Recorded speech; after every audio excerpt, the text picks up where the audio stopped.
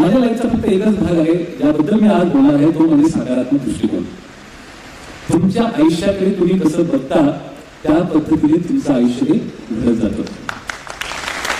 स्पर्धा परीक्षाचं जे गाजर आहे दिसायला खूप छान वाटतं, लाल सगळं आपण खूप गोड वाटतं, पण ही स्ट्रगल्स, ही कॉम्पिटिशन, ही स्पर्धा आहे, दरवर्षी लाखो मुलं बसतात आणि हार्डली एमपीएससी मध्ये 100-200, PSI मध्ये काही 230 आणि बाकीच्या एक्झाम्स मध्ये. तुम्ही आमजीला विनंती करेल, आपण एक्झाम घेतात, एक्झाम घेतल्यावरती मुलांना पहिला प्रश्न आपण विचारायचा, what is your real passion? तुझी खरी आवड काय?